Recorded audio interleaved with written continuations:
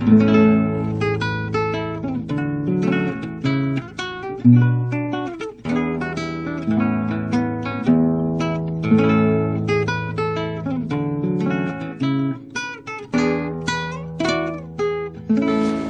vocês veem aqui a nossa liderança, a gente procura fazer algumas homenagens.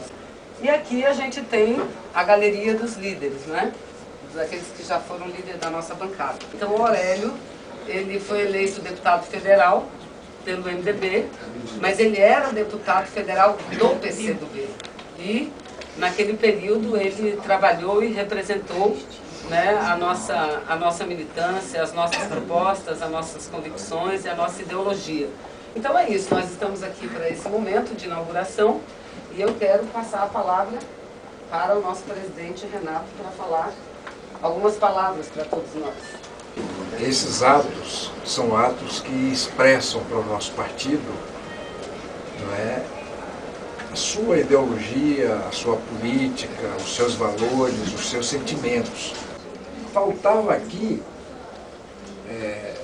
a foto de Aurélio Pérez como o primeiro deputado federal eleito pelo Partido Comunista do Brasil. Claro que na época, como disse a Vanessa, nós não tínhamos ainda a legalidade para eleger os deputados.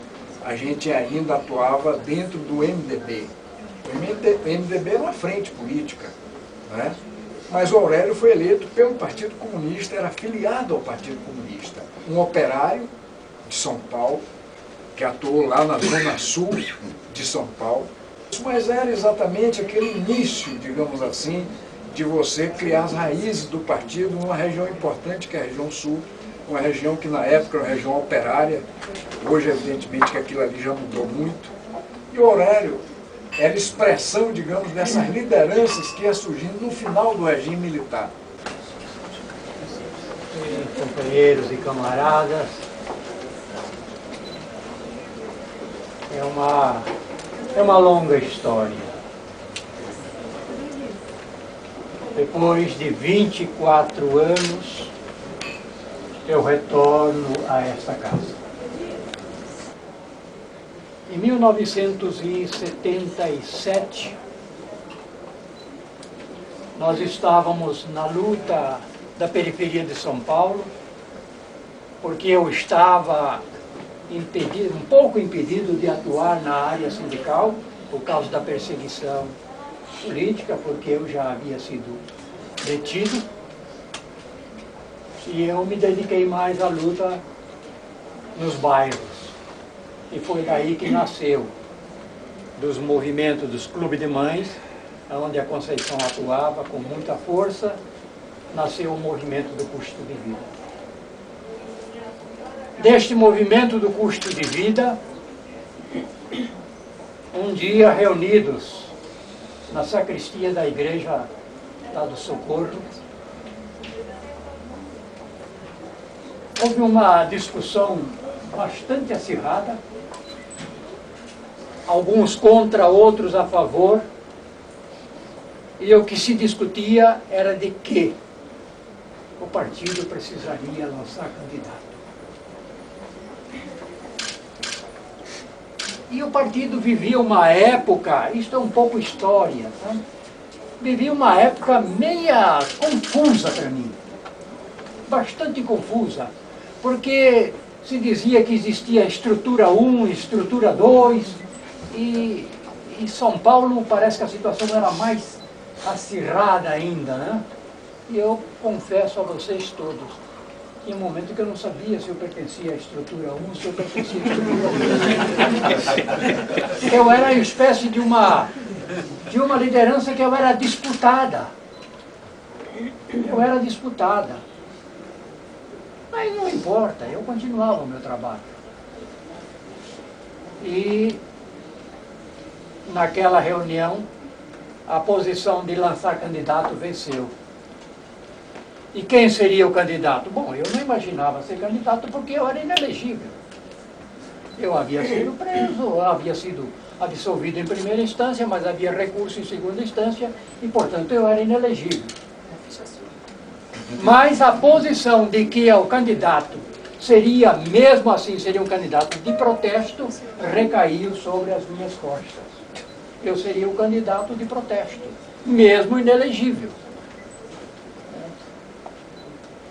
Tinha mais um detalhe ainda que vocês não sabem, eu não era afiliado a nenhum partido, a não ser no PCdoB, mas o PCdoB era clandestino, era ilegal. Então era preciso se filiar ao MDB. E o prazo de filiação já havia passado. Aí a colada foi Foi aí que apareceu a figura de Orestes Quercia.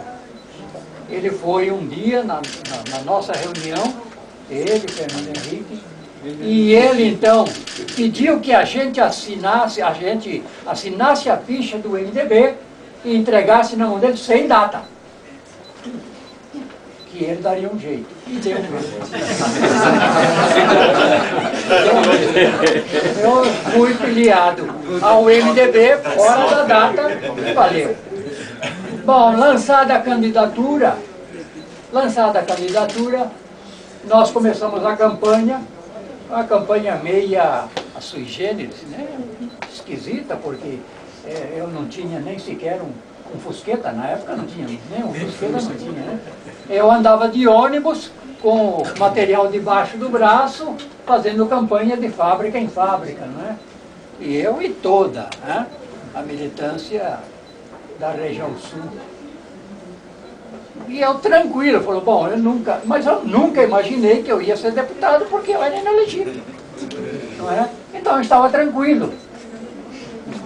E aí, quando faltavam 3 dias para se expirar o prazo do registro das candidaturas, não sei como, mas o Luiz Eduardo Greenhalgh, mais o Cimarino Seixas, aqui em Brasília, eles conseguiram colocar na ordem do dia o processo, né, que era o meu empecilho, e o processo foi votado e eu fui inocentado. E aí a candidatura vingou. Né? A candidatura vingou e aí venho eu, sou eleito e venho eu para cá, para Brasília. Uma coisa que eu jamais havia esperado. Eu nunca tinha pensado em ser um deputado. De repente eu caio aqui. Eu digo sempre, eu sempre fiz, eu exerci a minha profissão sempre com muito amor, com muita dedicação.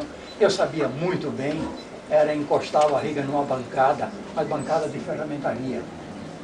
Certo? Isso eu sabia fazer muito bem. Eu sabia fazer muito bem, era uma ferramenta de corte e repuxo. Eu era especializado em corte e repuxo. Eu sabia fazer muito bem, era uma ferramenta de moldes. Eu fazia muito bem isto, mas eu não sabia fazer, exercer a profissão de deputado, de jeito nenhum. De repente eu caio aqui. Então eu digo para vocês, foi uma experiência muito dolorida para mim. Muito dolorida.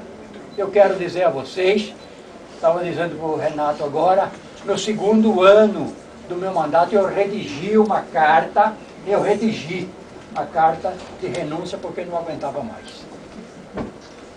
Renunciando ao meu mandato.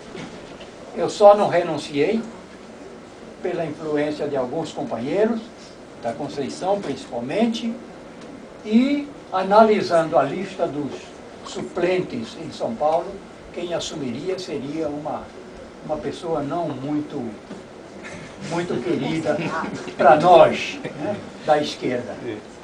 Então, isso me convenceu a continuar. A Nádia, lá em São Paulo, é que foi a primeira pessoa que diz, olha, você é um desbravador. Eu não entendi muito bem quando ela disse que eu era um desbravador. Eu sou um camponês, eu sou de origem camponesa. Desbravar é aquele homem que entra na mata e vai na frente abrindo picada, não é? E sabe manejar muito bem a foice e o facão, e abre uma picada. Depois atrás é que vem alguém abrindo a estrada, não é? E hoje eu digo, eu sou mesmo um desbravador.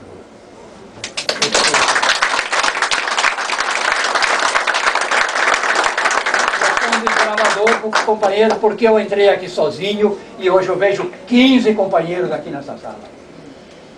15 companheiros que carregam a bandeira deste partido.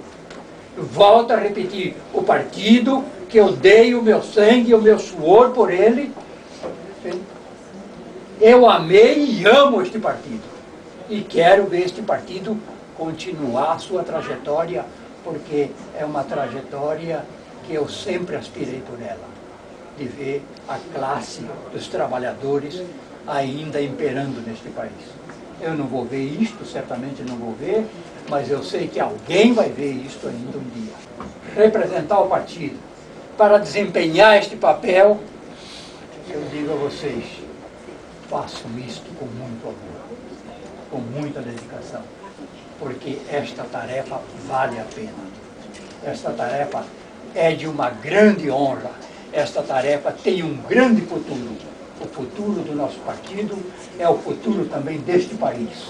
E eu quero este país, um país livre, soberano, um país que o povo possa se orgulhar dele. Muito mais do que se orgulha hoje. Então, eu quero dizer a vocês, muito obrigado por terem se lembrado de mim. Muito obrigado por terem reconhecido o meu trabalho e dizer a vocês, o que eu fiz foi pouco, mas eu fiz de coração. 1, 2, 3, 4, 5 mil e viva o Partido Comunista do Brasil! 1, 2, 3, 4, 5 mil e viva o Partido Comunista do Brasil! Vamos lá, vamos lá.